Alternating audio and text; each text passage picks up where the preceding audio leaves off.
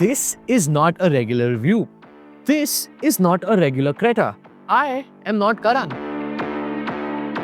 You're watching PowerDrift. This is the Creta Electric. I am Glen, and this is the Creta Electric review you've been waiting for.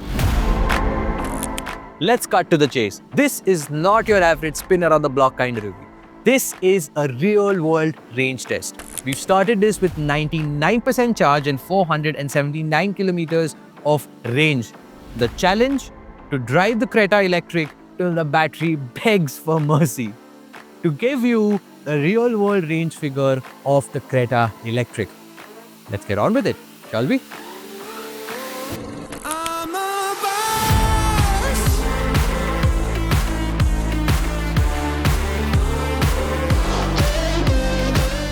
When we talk EVs, they look starkly different from ICEs. Take Teslas, Mahindras, or even the Kia EV6 for example. But the Creta Electric is not a part of this bandwagon.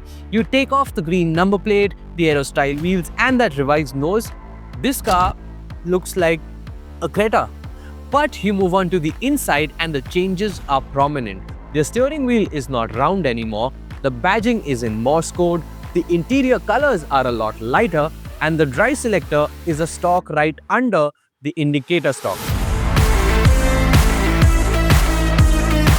And while these changes are positive, some others aren't quite. Like the button for ventilated seats, or the armrest that feels incomplete, or a wireless charger that cannot fit a phone with a case. Thanks to the battery that sits in the floor is raised, which means you sit in a knees-high position. And if you are one of our taller viewers, say about 6-ish feet tall, under-thigh support, that's going to be non-existent. And opening up this table, a Herculean task. Long hours in the second row for our taller viewers might be difficult, but if you aren't one of our taller viewers, you will be just fine. And then you have the convenience features like dual AC vents, 2 Type-C ports, a cubby hole, cup holders, and sunblinds. Well, that's more said than done about the Creta EV from the second row. Let's hop into the first row after I wrap down this breakfast and tell you what it feels like behind the wheel. Electric adjustments for the seats are standard for the driver and the co-passenger. And while that's a great thing to have, I feel they are a little insufficient.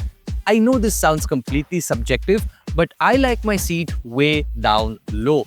And even with that, in the Creta Electric, I feel like I'm sitting on the top of the car, even in its lowest seat setting.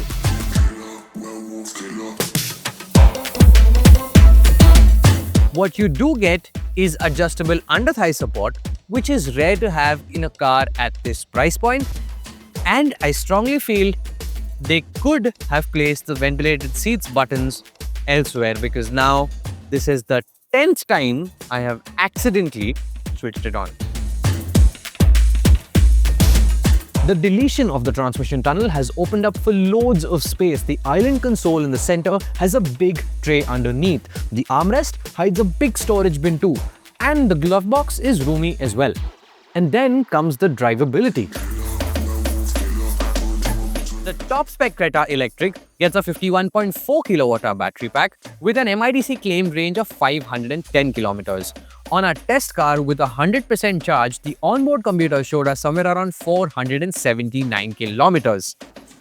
We've driven the car for about 88.7 kilometers. We have 78% charge left and about 342 kilometers of range remaining. Power, 171 horsepower and 255 Nm of torque. That's almost at par with the Creta N-Line.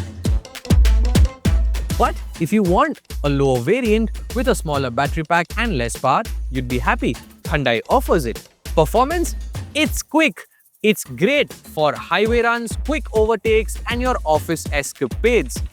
But switch it into sport mode and the throttle pedal becomes sensitive, acceleration is strong, and the mode is addictive. Eco is the dullest of them all. But if you want to maximize range, Eco does it best. Steering is on the heavy side too. No, not Thar heavy, but still heavy. just enough to feel sporty even in normal and eco mode without making you sweat in the parking lot. But highway speeds though, rock solid.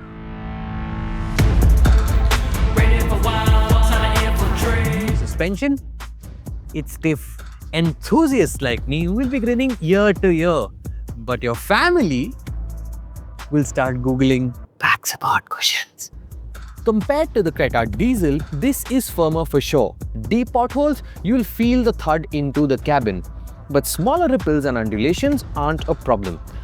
On the highway, it's planted, confident and surprisingly sure-footed in the corners for something carrying an extra 200 kilos over its ICE sibling. And then you also have regen modes, 4 of them, level 1 to 3, with 1 being the least intrusive, 3 being the most intrusive, and the 4th one, which is single pedal driving. Honestly, I've been using it more in the city in stop and go traffic than brakes. But then comes the sense of familiarity. That Creta ease of driving, a super quiet cabin, predictable dynamics, everything feels easy to live with.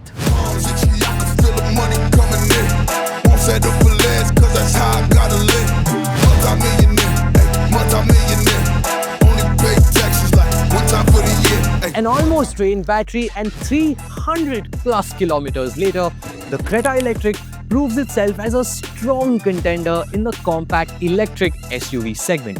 Unlike the Mahindra BE6 that lures you with its design and its impressive spec sheet, the Creta Electric plays a different card. It's got a smaller battery pack, performance that won't scare you, and an interior and design that's a lot more approachable to first-time buyers.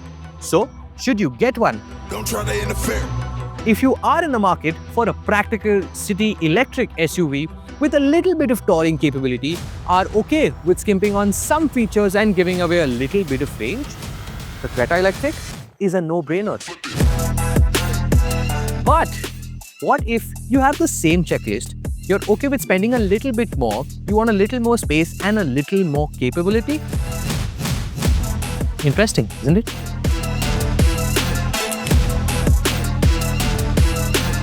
Oh, shoot, it's finally done. 6:30 in the evening, we started at what, 5:30 a.m. We're now sitting at 33% charge and 131 kilometers of range still left. We've driven for 246 kilometers, nearly 250 kilometers. Is range anxiety kicking me? Not yet, yeah. I mean, at 18%, I should be a little worried, but I don't think I am worried. I don't know why. Our microphone batteries have given way, but the Creta Electric is still strong. We are 5% and 18 kilometers of range still left. At this point, the entire team is petrified. I still feel we can get a little more. By the way, we've done 340 kilometers. And now I am officially going to start heading back to office. With that, we'll sum up the test and we will get back to you with figures in the next take. The final salute. 4% of SOC, 14 kilometers of range still left. The total kilometers we've covered, 340.8 kilometers all throughout the day. What was the mileage we got? 7.5 kilometers per kilowatt hour. Is that bad? I don't think so, since we were shooting the entire day. There was a lot of surge of acceleration that happened through certain sections. Then because we needed some action shots here and there, a lot of things happened. And hence, with all of what we went through, 7.5 as an average is great in my opinion.